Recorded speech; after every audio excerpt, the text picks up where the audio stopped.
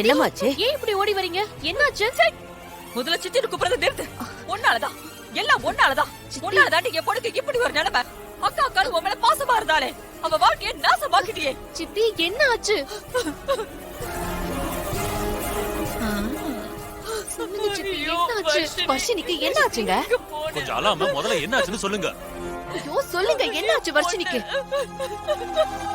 ஐயோ அழாம என்ன ஆச்சுன்னு சொல்லுங்க. என்ன ஆச்சு சொல்லுமா? வர்ஷினி தற்கொலை பண்ணிக்கிறேன்னு சொல்லி லெட்டர் எழுதி வச்சுட்டு காணாம போயிருக்கா. அவளுக்கு ஏதாவது ஆயிருக்குமோன்னு நினைச்சு எங்களுக்கு பயமா இருக்கு.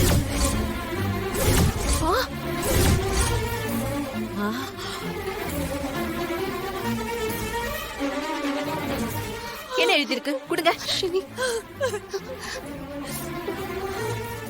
அம்மா அப்பா, நீங்க 2 பேரும் என்ன மன்னிச்சிருங்க. ராகவ் என் லைஃப்ல இல்லங்கறத என்னால ஏத்துக்கவே முடியல. அவர் இல்லாம என்னால வாழவே முடியல. அதனால இந்த உலகத்தை விட்டு போறேன். என்ன தேடாதீங்க.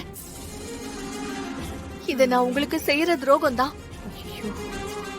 ஆனாலும் எனக்கு வேற வழி தெரியல. உங்க 2 பேர்கிட்டயும் நான் மன்னிப்பு கேட்டுக்கிறேன். என்ன மன்னிச்சிருங்க. ப்ளீஸ் மா, ப்ளீஸ் பா. அன்பு மகள் வர்ஷினி. ஏன் இப்படி எழுதி வச்சுட்டு போனா? ஒண்ணுமே என்ன புரியலையே. கேக்குறீங்க? எல்லாம் இவளாலதான். பாவி, படுபாவி. என் பொண்ணு வாழ்க்கைய அழிச்சிட்டியேடி. சொந்த பொண்ணு மாதிரி ஒண்ணு வளர்த்ததுக்கு என் பொண்ணுக்கு எம்மனா வந்துட்டியேடி. இருங்க ஒரு நிமிஷம் இருங்க.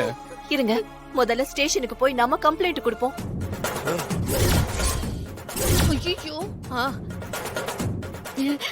போலீஸ் ஸ்டேஷன்ல வேண்டாம். நீ போன பிரச்சனை ஆயிடும்.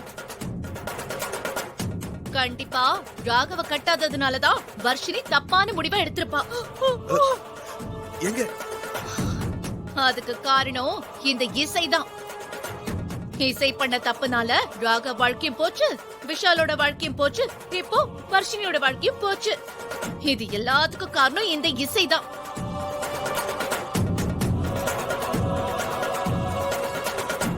போலீஸ் ஸ்டேஷன் போய் கம்ப்ளைண்ட் கொடுக்கணும்னா இவ மேலதான் கம்ப்ளைண்ட் கொடுக்கணும். சிந்தாமணி, வாய மூடுறியா? எந்த நேரத்துல எதை பேசணும்னு தெரியாது. வர்ஷினிய காணோம்னு சொல்லி இவங்க புலம்பிக்கிட்டு இருக்காங்க. நீ உதவி பண்ணலனாலும் உபத்திரவம் பண்ணாம இரு.